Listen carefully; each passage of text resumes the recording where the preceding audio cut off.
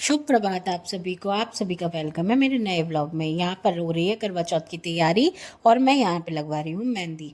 और यहाँ पे मेरी मेहंदी लगनी शुरू हो चुकी है। मेहंदी लगवाना भी बहुत ही टायरिंग काम है और ये मेरी एस्थेटिक सी मेहंदी तैयार है। यहाँ पे मैंने अपने हस्बैंड और अपना नाम लिखवाया है और ये मेहंदी मेरी लग चुकी है दोनों हाथों की। मेरे मेरे मेहंदी आर्टिस्ट के पास ज़्यादा टाइम नहीं था, इसलिए मेरे को हाथों पे मेहंदी लगवानी पड़ी। और ये हो चुका है नेक्स्ट डे मैं उठ चुकी हूँ और यहाँ नहा कर आ गई हूँ और मैं अब जला रही हूँ जोत। और ये मेरे कान्हा जी का करवा का लुक। उसके बाद अब मैं तैयार कर हो रही हूँ जोत वगैरह जला के। मैंने भगवान का आशीर्वाद लेके पहनी चूड़ियाँ।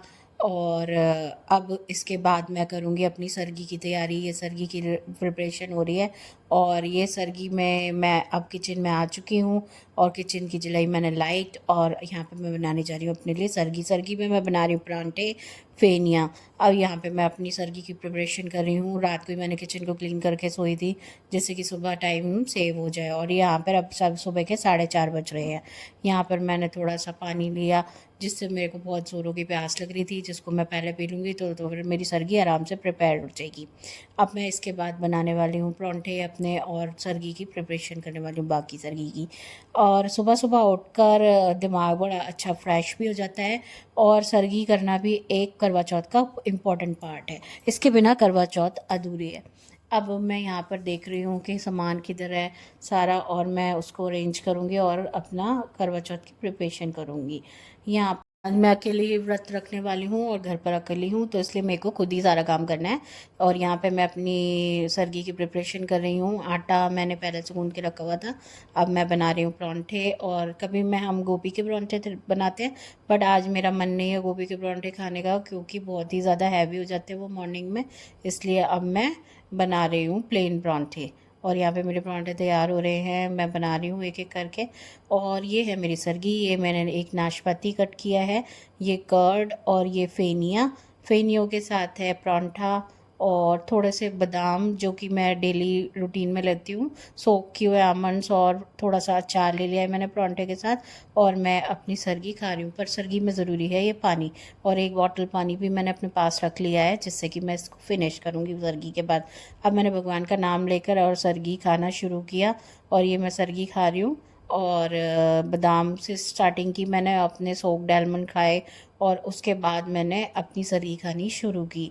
सोक्ड आलमंड खाने में तो उतना टेस्टी नहीं लगते हैं, बट हेल्थ के लिए ये ज़रूरी हैं, इसलिए इनको खाना ज़रूरी है। ये आपके रूटीन में ज़रूर होने चाहिए। उसके बाद इसी बहाने कुछ ड्राई फ्रूट्स खाए जाते हैं, वरना पूरे दिन ड्राई फ्रूट्स खाना मेरे को बिल्कुल भी पसंद नहीं है। मैं ड्राई फ्रूट्स बिल्कुल भी लाइक नहीं करती हूँ। ये सोक्ड आलमंड के बहाने ही मेरे कुछ ड्राई फ्रूट्स बस अंदर जाते हैं। अब इनको खाने के बाद मैं परांठे वगैरह और फेनिया वगैरह खा रही हूँ और अपना सरगी का टाइम स्पेंड कर रही हूँ। सरगी भी, सर्दी की प्रोसेस को सनराइज़ से पहले ख़त्म करना होता है। सनराइज़ से पहले ही हम इसको खा सकते हैं, पानी को पी सकते हैं। और यहाँ पे मैं पानी पी रही हूँ जिससे कि पूरा दिन की कुछ प्यास अभी मिट जाए। और ये पैरों पे मैंने किया अपनी मेहंदी का DIY। ये हाथों में मेहंदी का कलर प्रॉपर आ चुका है मॉर्निंग में। और हाथ मेरे देखिए कितना ब्यूटीफुल कलर आया मेहंदी का। और इसके बाद ये मैंने कुछ नील्स भी कर लिए हैं। और यहाँ पे मैं हो रही हूँ अब रेडी करवा चौथ के लिए। और ये मैं हो चुकी हूँ रेडी और अब हम जा रहे हैं कथा सुनने के लिए। और ये मैंने पहनी है कुछ बैंगल्स और कथा सुनने के लिए जा रहे हैं हम मामी जी के घर पे। आज कथा वहाँ पे है, यूजली कथा हमारे घर पे होती है। अब यहाँ पर हम आ चुके हैं, अभी कोई भी नहीं आया है कथा की, लेकिन तैयारी हो चुकी है। अब सब धीरे धीरे आना शुरू हो गए हैं और यहाँ पर आ चुके हैं मामी जी। और मामी जी जितनी भी मामियाँ हैं यहाँ पे सारी आ चुकी हैं, कुछ फ्रेंड्स और सब आ चुके हैं। और हम सब ये पंडितानी जी भी आ चुकी हैं और अब हम बस कथा सुनने की तैयारी कर रहे हैं, अपनी अपनी थाली तैयार कर रहे हैं। और यहाँ पर हम कथा सुनने के लिए सब बैठ चुके हैं। जो लोग नीचे नहीं बैठ सकते वो चेयर पे बैठे हैं और मंदिर के आगे हम सारे बैठ कर कथा सुनने लगे हैं। और पंडितानी बस कथा को शुरू करने ही वाली है। यहाँ पर सब अपनी अपनी थाली अपनी अपनी जगह को प्रॉपर कर रहे हैं। सब डिस्कस कर रहे हैं कि किस सामान को थाली में और किस सामान को थाली के बाहर रखना है। और यहाँ पर कथा शुरू हो चुकी है और सभी कथा को ध्यान से सुन रहे हैं। और पंडितानी जी ने कथा बहुत अच्छी सुनाई थी और जिससे कि एक एक चीज बात का मतलब भी समझ आ रहा था। और यहाँ पर कथा सुनते सुनते सभी कथा की बातों में ही खो गए थे और सबका ध्यान कथा में ही था और सब ध्यान लगाकर कथा को सुन रहे थे। और उसके बाद अब कथा ख़त्म हो चुकी है और हम सब ने प्रणाम किया और अब थालियाँ फेरनी शुरू की। यहाँ पर हम थालियाँ बदल रहे हैं एक दूसरे से और थालियों को सर्कल में इसी तरह से एक दूसरे के हाथ में 4 टाइम्स तक घुमाया जाता है, जब तक कि चौथी बार तक आपकी थाली आपके हाथ में ना आ जाए, तब तक हमें इस तरह से थालियों को चेंज करना होता है, एक दूसरे के हाथ में देना होता है और इस तरीके से सर्कुलर मोशन में ये घूमती रहती हैं एक से दूसरे हाथ तक। और ये थालियाँ हम एक दूसरे को धीरे धीरे पकड़ा रहे हैं और इस तरीके से मूव होती जा रही है और अपनी अपनी थाली अपने हाथ में आ जाती है एंड में। कुछ थालियाँ तो बहुत ज़्यादा हैवी थी जिस वजह से हाथ भी दर्द करने लग जाते हैं, बट ये पूजा का सामान है, इसको थाली में रखना ज़रूरी है। थाली में हमें वो सामान रखना होता है जो कि हमें मनसना है, जो हम अपने से बड़ों को देंगे, वो सामान रखना होता है। तो वो सारा सामान कई लोगों ने काफ़ी फ्रूट्स वगैरह रखे हुए थे जो कि बहुत हैवी हो रहे थे।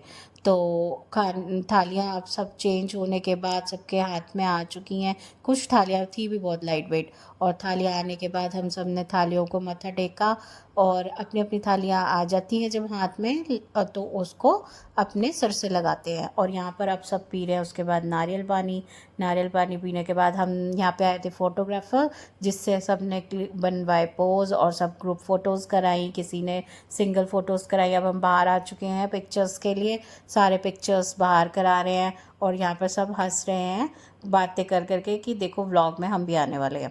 तो यहाँ पर सब अपनी अपनी बातों में लगे हुए हैं और बिज़ी हैं और पोजेस के लिए डिस्कशन करेंगे किसने कौन सा पोज़ देना है। और यहाँ पर हमने स्टेयर्स में भी पोज़ दिए जिससे एक ही। और ये देखिए रात को 9 बजे हमारा चाँद निकल चुका है और अब हमारा भूख और प्यास से बुरा हाल है। बट आज के दिन इस टाइम का पता ही नहीं लगता कि ये टाइम कब आ गया और चाँद कब निकल आया है।